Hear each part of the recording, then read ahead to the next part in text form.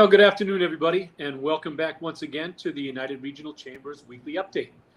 We try to bring you in some interesting guests and some topics from around the area. And today we have a very exciting topic, something that's been in the works for a little bit of while on the quiet side, but it's now time to start to announce it. We are working with the Union Theater and the Union Theater Revival. And the two folks that I have as my guests today, Ms. Jennifer Keating, who's the Executive Director of Illuminate, and Mr. Scott Winkler, who's a very accomplished architect. And they're going to talk a little bit about why we're doing this, and then Scott's going to be able to show us some plans. So before we get going, welcome, Jen and Scott. Hello. Glad to be here. Yeah, thanks for having us. All right, well, we're going to go ladies first, Scott. So, Jen, tell us a little bit about you. All right, well, my name is Jennifer Keating. I am the Executive Director and founder of Illuminate Creative and Theatrical Arts. We are entering our 12th year, serving ages 4 to 18. We're a nonprofit arts education school, sort of. And we have been primarily serving the vast homeschool community that just happens to descend upon this area, hundreds of kids for the first 7 years. And we have opened up, we've got a lot of after school options that we are getting out to the community. But as much as we do these massive main stage productions, I think what the Attleboro community might know us better for is the puppet shows at the zoo. We do free performances, free puppet performances, and children's theater. And we spearheaded the Cuddy Court concerts, as well as Shakespeare in the Skate Park, which is coming back this year. Very excited. Yeah, that's coming up pretty quick, isn't it? Yeah, like 2.5 weeks. Don't remind me. All right, Scott, tell us about you. Sure. My name is Scott Winkler. I'm an architect. I'm a principal and owner at Westling Architects. And I've been a resident of Attleboro for over 15 years when I bought and renovated the old fire station in South Attleboro. And since moving to town, I do a lot of historic preservation work. And since moving to town, I got to know Jim Freeman, and I do a lot of theater work. So I was really interested in the old Union Theater in town. And I've worked on and off with Jim essentially for the last 15 years, trying to help them find ways of renovating portions of the building, reusing portions of the building. So I'm actually sitting here at PPAC, which is one of my projects I'm working on right now. I just had a meeting with them. This is one of the buildings, Providence Performing Arts Center, I've worked on for over 20 years here in the Providence area. So, and at one time, didn't you have an office right there at the Union Theater? I did, yeah. For a few years, I actually, when I was still working out of a firm in Providence, I had an office down on the first floor around the side street there next to the theater entrance. And I worked out of there part-time every week for a couple of years. Yeah. All right, well, let's get back to Jen. Why are we doing this? Well, to be honest, I'm still trying to wrap my head around it. I feel like I'm living in a dream right now. This is amazing. I have actually also been a resident of Attleboro for about 23 years, which I believe is about as long as Jim and Ann have owned the Union Theater. And it's always been those of us, I live actually like 5 minutes from the theater. And it's been this big mystery, just everyone driving by it, what's going on, what's happening with that building. I heard rumors that there was a really nice theater in there. But it seemed, not accessible. And, I had been told that there really wasn't any way to get in touch with the owners.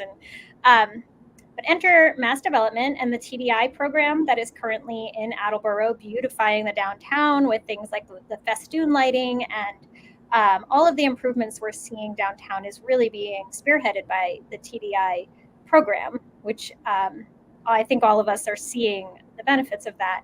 And it's a perfect example of what the program exists for.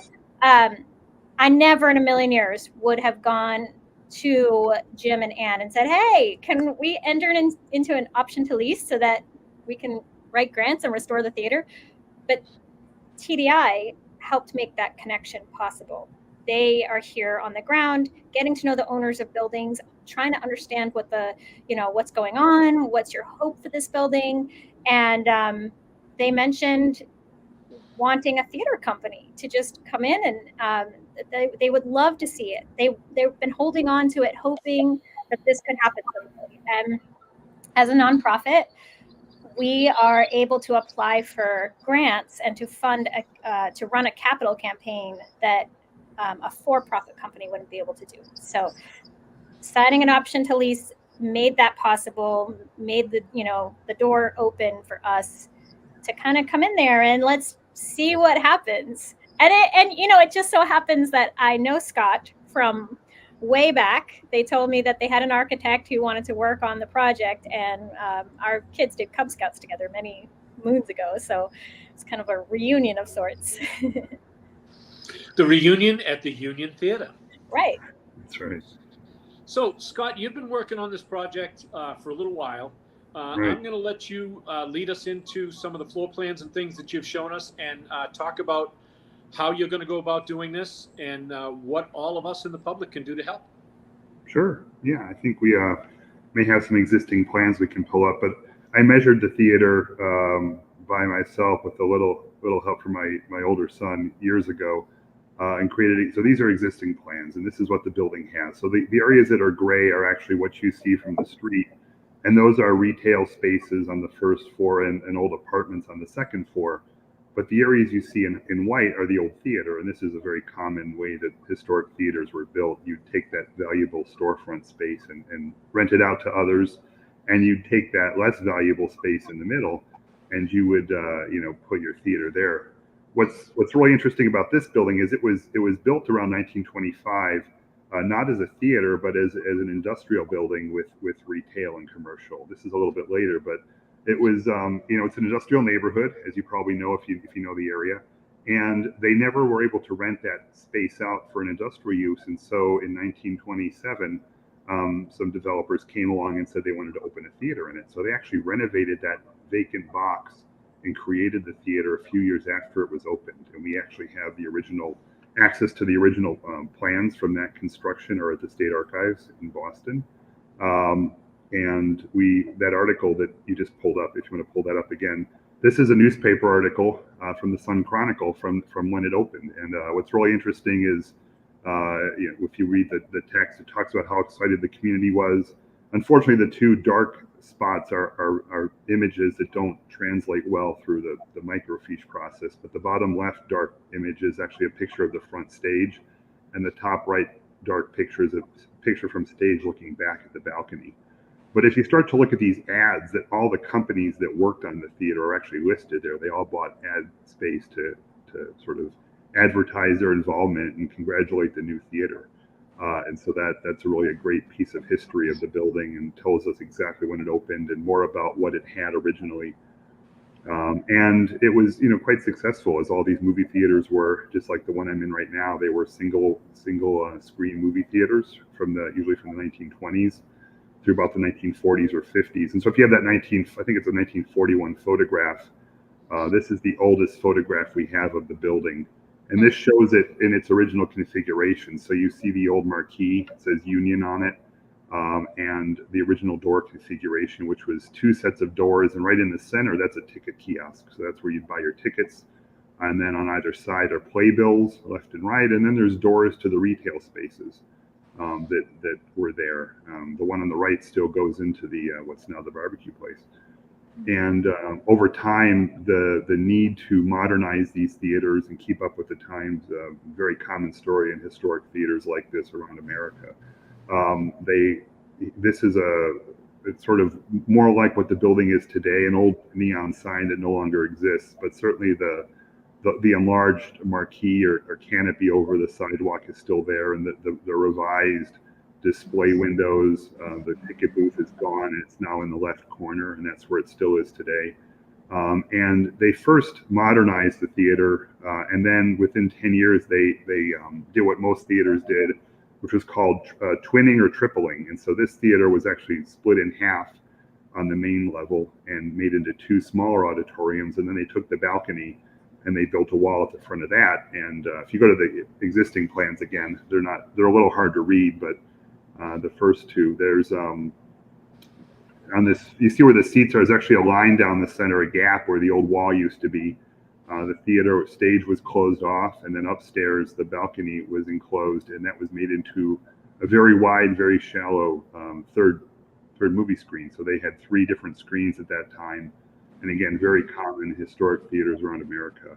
And that's how it operated really until it closed, I believe in the 1990s, is my understanding. And then when the Friedmans bought it, Jim took away the wall down the center, opened some holes in the balcony, and started the process of trying to get it reopened. And I know he did run it for a few years, doing some performances, and really struggled. It's a tough market, tough model to try and bring in acts. And the building I'm in now, the PPAC, is very good at figuring those sorts of things out at certain scales. But that's always a challenge. What can you do? You can't compete with the modern movie houses that are 12, 14, 20 screens. But they can be performing arts centers, and that's where they luckily were built with stages, because when these buildings were built, they weren't sure this movie thing would work. So they had vaudeville stages, and they would bring acts through, and in between acts, they would play movies as a filler. And eventually, of course, the movies took over, and those small acts went away. But those stages are still there. And so if you want to show the proposed plans, what we're looking to do here with the theater is, of course, restore. So this is the lower level. So you'll see in the middle, the auditorium restored with the missing seats put back. The stage essentially maintained as it is and extended out a little bit. We need to get stairs up to the stage. We also, of course, have accessibility accommodations. So there's, hard to see, but there's a little accessible lift that would bring people up to the stage. And then the other thing we need to do is we have performers that need to be able to have dressing space for costumes and quick changes and things. So currently the building has the remnants of old dressing rooms that are multi-stories above the stage, and that's what they used to do. But we obviously don't want to do that today, both for accessibility, but also in the case of Jen's group with youth, trying to go up and down stairs. And so what we're showing here is actually adding dressing rooms off to one side of the stage, and behind it, there's a little land there to expand and add a dressing space behind it and a restroom. And then as we go towards the front, the lobby is maintained largely as it is. One of the big things is we're adding a couple of accessible restrooms that don't exist. We're opening up a lounge that's been closed off to have more seating area. We're actually creating the top right of the auditorium is labeled a cry room or a conference room. So during certain uses, this is actually a conference space, but during performances, it's a place where people can go with young children, and you'll get the sound and the visual through a glass window and experience the performances. The other big thing we're showing here, it's a little hard to see, but kind of in the middle of the plan, is an elevator. The goal eventually will be to add an elevator and bring people up to the second floor. And if you go to the second floor plan, the goal eventually, there's a large stair at the middle of the bottom of the plan that brings you to the second level balcony. And then the new elevator also comes up here. And so what we're doing here is renovating old restrooms, modernizing them, making them accessible. And then we're taking the old balcony and we're sort of doing several things with it. We're taking the front of the balcony and we're restoring it. We actually have some of the original seats from 1928 in the building that we'll be restoring and putting back at the front of the balcony. Most of the seats were removed in the 1950s, and so most of the seats are 1950s vintage chair, but the original ones will go here. And then we're adding some smaller performance spaces. The larger room behind that is essentially a black box theater that can also be divided in half and turned into two classrooms for rehearsals. And then the other room above that is another classroom. So groups like Jen's do quite a few rehearsals, both on stage and off stage. And I know she has plans for a lot of other groups to use the space. And having multiple rehearsal and meeting rooms is sort of an important part of that long-term use. So maybe Jen can talk more about that. Yeah, Jen, let's talk a little bit more about not only your team at Illuminate, but some of the other organizations in the area that will be able to use this for their performances. Could you expand on that a little bit?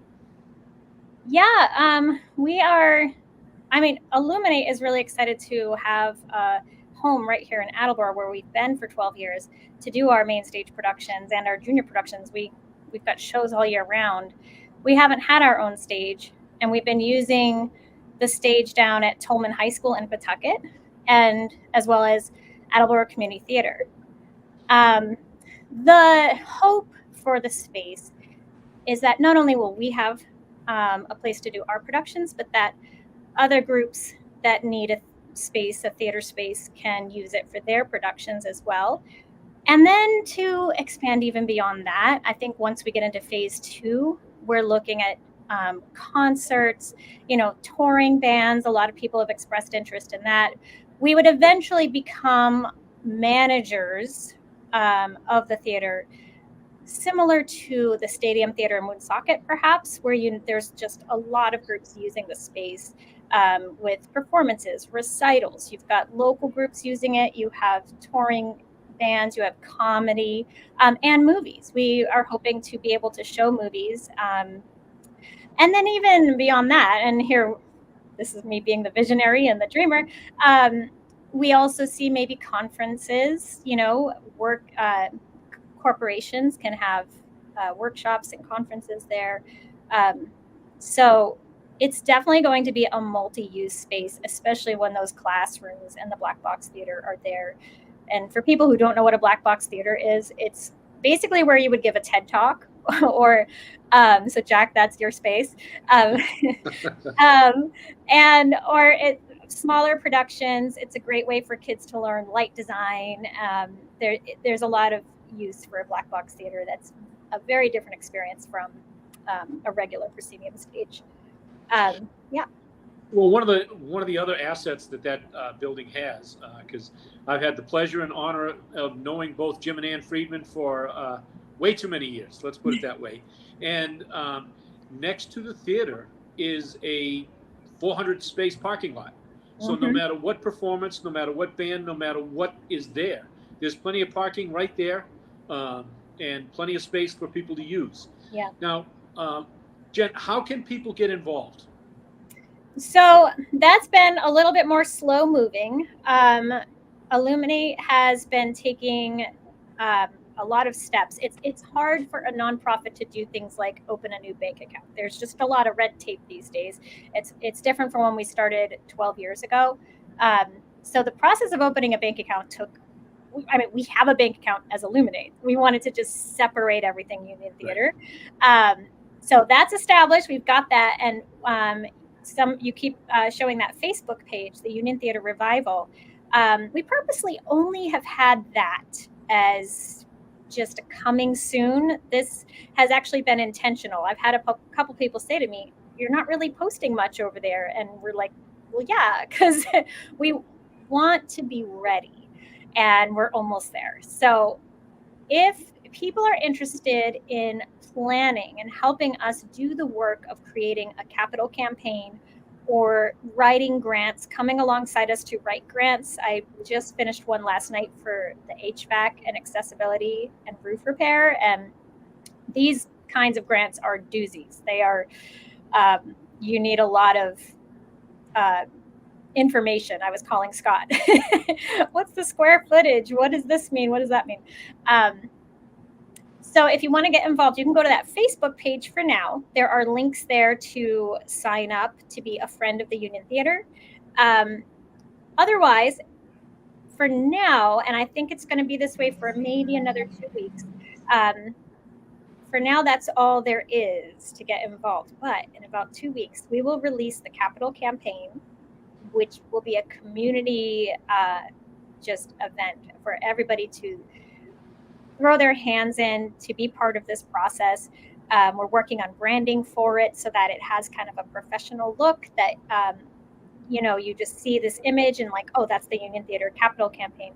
Kind of like a GoFundMe crowdsourcing, but we want to have some fun with it and get people in the building in a way that's safe. We need to maintain code requirements for a building that's currently underutilized and closed. We are talking about, maybe some wine nights and paint nights. And I've got a couple of comedians saying they'll do fundraiser shows. My alumni want to do a fundraiser show.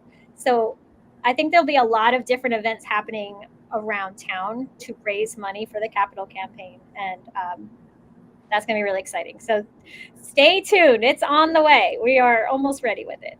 Well, we got a pretty overwhelming response when it was first put out on social media. Yes. Which is fantastic. An awful lot of folks in Attleboro are just chomping at the bit to see what's going to happen, and they're waiting to get involved. We appreciate everything that you two have done. We also got to give a little shout out to Tracy Barbosa. Tracy Barbosa is the TDI fellow from Mass Development. Her and Jen got together and came up with this brainstorm. Scott jumped right in with both feet because he's been involved with this theater for a long time. Yeah. And the team is just really working hard to bring back the Union Theater, and we hope you folks out there will jump in on this too. So, any last thoughts, Scott? No, I'm really excited to see it happen. I've worked on a lot of these theaters over the years, and some of these happen quicker than others, but they're often a multi-phase process. Here at PPAC, I've done a project almost every year for the last 20 plus years. So it's a long, slow process, but it's worth it. And these buildings are really community assets. They're places not only to go and see live shows and interact with your neighbors and friends, but to just be proud of your community. They're really a central focal point for many of these communities. Absolutely. Jen, any final words? Well, I was just thinking about how we really don't have anything like this in Attleboro. People have to go, like I was just saying, the Stadium Theater in Woonsocket, or Foxborough, the Orpheum Theater. And those are wonderful. But to have an event space right in the downtown area, right in this district that has been getting revitalized, it's kind of like the icing on the cake. It's what's missing from the puzzle right now. We've got the art museum. We've got these parks that are now getting renovated, Cuddy Court, all these restaurants, the festoon lighting kind of tying it all together. And here we are with a performance space. It just kind of makes sense. Well, this is exciting. And Jen, Scott, thanks for coming on the show today. We appreciate the little update. I'm sure we're going to have you back once we start getting into phase 1 and phase 2 to keep everybody informed. But folks, thanks again for joining us this week, and we hope to see you again next week. Please, big shout out to James Friedman and the team over there at AACS, who puts up with me every week and is really helping us promote this program. So folks, have a great week. Everybody, stay safe. Thanks.